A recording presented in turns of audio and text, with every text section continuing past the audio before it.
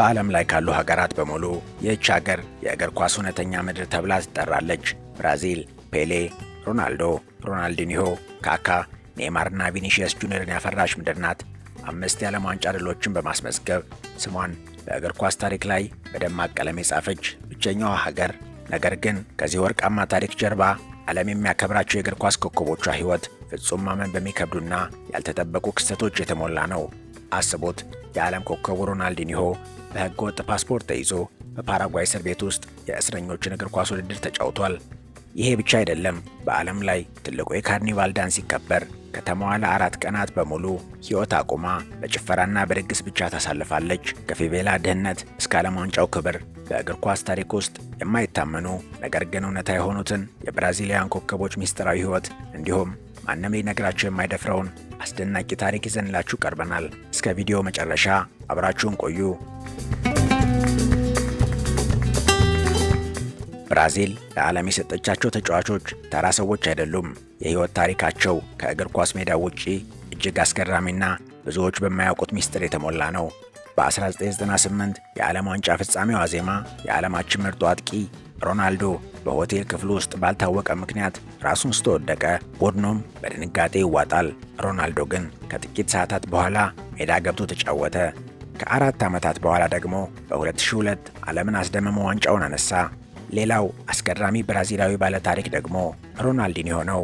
በአንድ ወቅት በፓራጓይ እስር ቤት ውስጥ በነበረበት ወቅት በእስረኞች ውድድር ላይ 5 ጎሎችን በማስቆጠር እንዲሁም 6 ኳሶችን ለቡድን አጋሮቹ በመስጠት ቡድኑን አሸናፊ ያደርጋል። በወቅቱ ለድሉ የተሰጠው ሽልማት ዋንጫ ወይም ገንዘብ አልነበረም። ይልቁንስ 16 ኪሎ የሚመዝን የተጠበሰ የአሳማ ስጋ ነበር። የእግር ኳስ ዓለም ያፈራቻቸው እነዚህ ኮከቦች ከሜዳው ዝናና ክብር በስተጀርባ የሚኖሩት እውነታ ከማንም በላይ አስገራሚና እንቆቅልሽ ነው። ታዲያ እነዚህ ሁሉ ተስጦዎች ከየት ነው የሚመጡት? መልሱ ፊቬላ ከሚባሉት እጅግ አደገኛ መንደሮች ነው። በብራዚል ፊቬላዎች ውስጥ ሕፃናት የሚኖሩት በጦርነትና በአደንዛዥ ዕፅ ማፊያዎች መካከል ነው። ለእነዚህ ታዳጊዎች ያሏቸው ምርጫዎች 2 ብቻ ናቸው። ወይ የማፊያ ቡድን አባል በመሆን በጠመንጃ ፈሙዝ ስር መኖርና ለገዳዮች ማገልገል፣ አሊያም ብቸኛ መውጫቸውን እግር ኳስን አግኝተው ቢሊዮነር መሆን ብቻ ነው። ኔይማርና ቪኒሺየስ ጁኒየር ዛሬ በአውሮፓ በሳምንት በሚሊዮን የሚቆጠር ዶላር ሲያገኙ ያደጉበትን ሰፈር ግን ፈጽሞ አይረሱም። በብራዚል እግር ኳስ ማለት ከሞትና ከከፋ ድህነት ማምለጫ ብቸኛው መንገድ ነው። ስለ ብራዚል ስናስብ ከዓለም 7 ድንቆች አንዱ የሆነውን ግዙፉን የክርስቶስ አዳኝ ሐውልት እናያለን። ነገር ግን ይህ ሐውልት በየዓመቱ ትልቅ አደጋ እንደሚገጥመው ያውቃሉ?